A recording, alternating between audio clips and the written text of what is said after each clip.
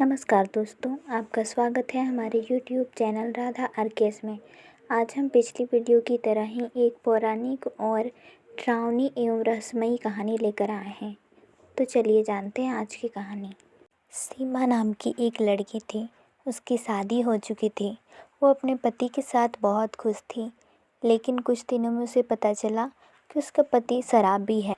लेकिन फिर भी सीमा किसी तरह एडजस्ट कर रही थी और अपनी गृहस्थी संभालने में लगी थी। धीरे धीरे समय बीतता गया। सीमा के 2 बच्चे हो गए। अब सीमा के पति का अत्याचार और बढ़ने लगा। वो शराब पीकर आकर घर में तमाशा करता, हंगामा करता। अब यह सब सीमा के बर्दाश्त के बाहर था। बहुत सोच विचार करने के बाद सीमा ने यह फैसला लिया कि वह अपने मायके में जाकर रहेगी। वह अपने दोनों बच्चों को लेकर अपने ससुराल से अपने मायके चली जाती है और वहीं रहने लगती है। उसके मायके में सिर्फ उसकी माँ रहती थी। वो भी अपनी बेटी की समस्या को समझकर उसे अच्छे से रखने लगती है। अब दिन इसी तरह से बीत रहे थे। सीमा भले बहुत ही परेशान रहती थी, लेकिन अपनी माँ के सामने बहुत ही अच्छा रहने का दिखावा करती थी। लेकिन माँ तो माँ होती है। माँ पहचान जाती कि सीमा की क्या परेशानियाँ हैं।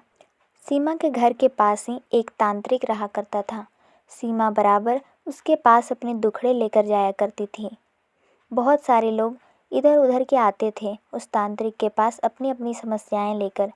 तो सीमा भी उसके घर गृहस्थी बिखर चुकी थी।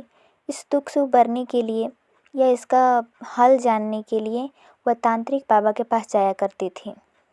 कभी कभी वह साथ में अपनी माँ को भी तांत्रिक बाबा के पास ले जाया करती थी। एक रात की बात है। सीमा ने अचानक से अपनी माँ को कहा कि माँ, मैं तांत्रिक बाबा के पास जा रही हूँ। तो उसकी माँ ने कहा, इतनी रात को क्यों जाओगी बेटी, सुबह होने तो सुबह चली जाना। वो कहती है, नहीं माँ, मेरी समस्या बहुत गंभीर है, मुझे जाना पड़ेगा। उसकी माँ कहती है, ठीक है, लेकिन जल्दी आ जाना। सीमा कहती है, मैं ज़रूर जल्दी आऊँगी। सीमा को गए आधा घंटा हो जाता है, 1 घंटा हो जाता है, 2 घंटे हो जाते हैं, 3 घंटे हो जाते हैं।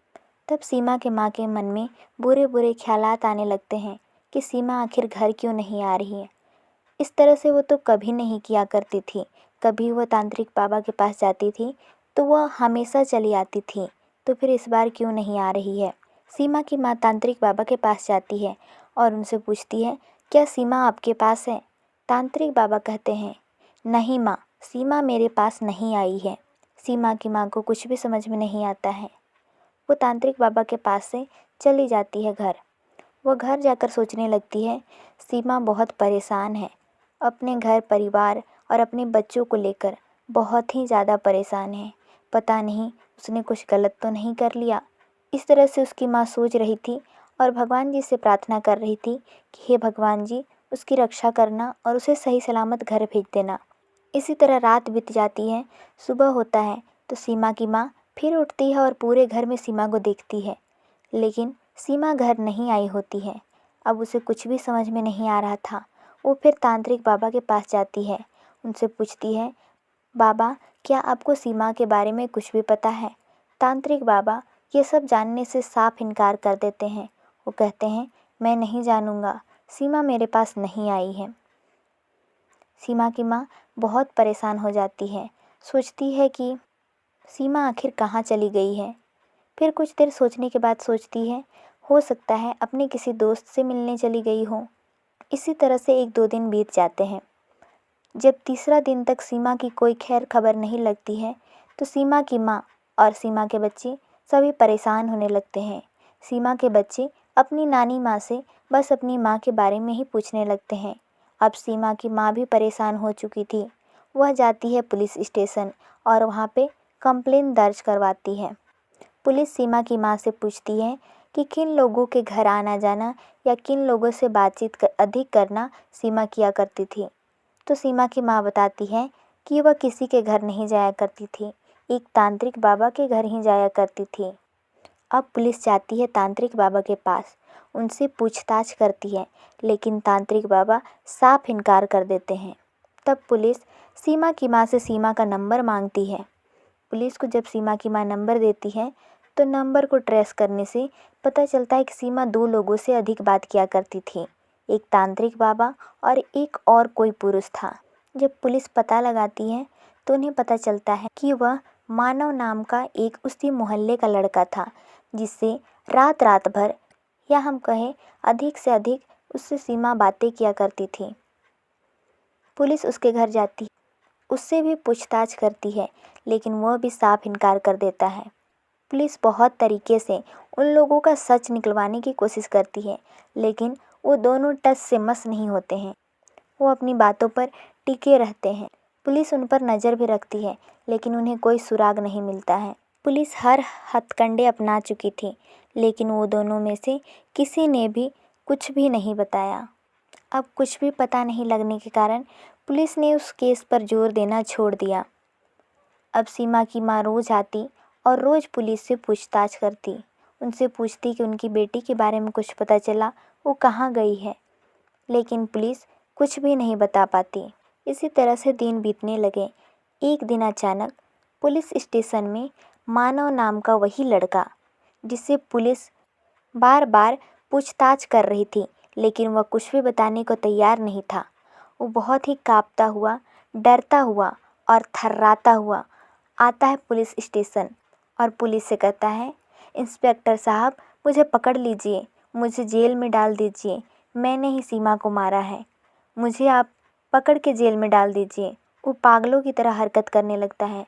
वो बात कर रहा था तो बोल नहीं पा रहा था, उसकी आवाज़ें अटक रही थी, सांसें अटक रही थी और वो डर के मारे थर थर थर थर काँप रहा था।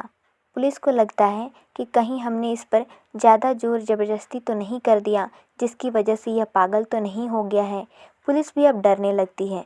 उसे बैठाती है थाने में और कहती है, तुम्हें डरने की ज़रूरत नहीं है, तुम चिंता मत करो, हम तुम्हारे साथ हैं, तुम्हें कुछ नहीं होगा।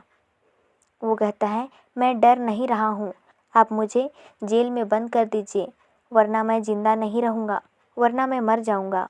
तब पुलिस कहते हैं, ठीक है, पहले तुम ये बताओ कि क्या गुनाह हुआ है तुमसे। तब वह कहता है, मैंने सीमा का खून किया है। मैं सीमा के मोहल्ले में ही रहने वाला एक पड़ोसी हूँ। सीमा जब अपने ससुराल से आई थी और बहुत दुख में थी, तो मैंने उसे देखा और मुझे उस पर दया आई। इस तरह से हम दोनों के बीच प्यार हो गया। हम दोनों एक दूसरे से शादी करना चाहते थे, कभी घर में, कभी गांव में, कभी गांव से बाहर। इस तरह से हम दोनों मिलना जुला करते थे। उस रात भी सीमा ही मुझसे मिलने आई थी। मैंने सीमा को अपने घर पर ही रुकने के लिए कहा और कहा कि आज हम दोनों पति पत्नी की तरह रहेंगे, तो सीमा ने साफ इनकार कर दिया। मैं शराब के नशे में था, मुझे बहुत गुस्सा आ गया। मैंने उसी कांच की बोतल से उसके सिर पे दे मारा और वह बिस्तर पर गिर गई और मौके पर उसकी मौत हो गई।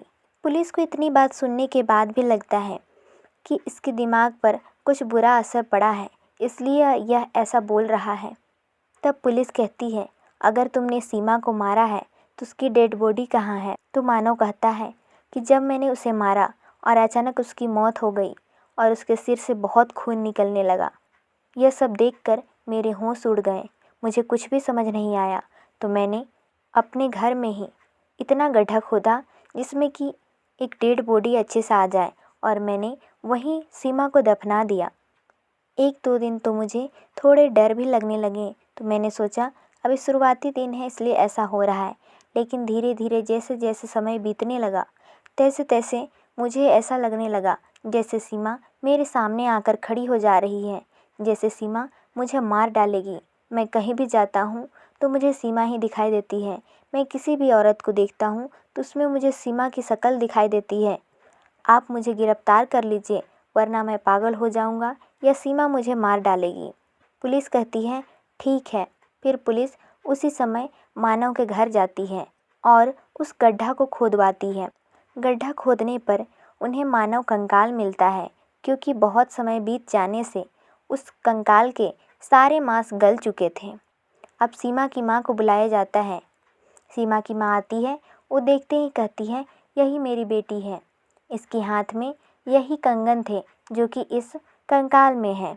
फिर भी पुलिस इन सब बातों को नहीं मानती है और सीमा और उसकी माँ की डीएनए करते हैं, दोनों मैच कर जाते हैं। उसी बेस पे मानव को गिरफ्तार कर लिया जाता है और इस तरह से सीमा को न्याय मिल जाता है। तो ये थी आज की हमारी कहानी। वीडियो को पूरा देखने के लिए धन्यवाद। कृपया हमारे चैनल को सब्सक्राइब कर दें और साथ ही बेल आइकन प्रेस करना ना भूलें। धन्यवाद।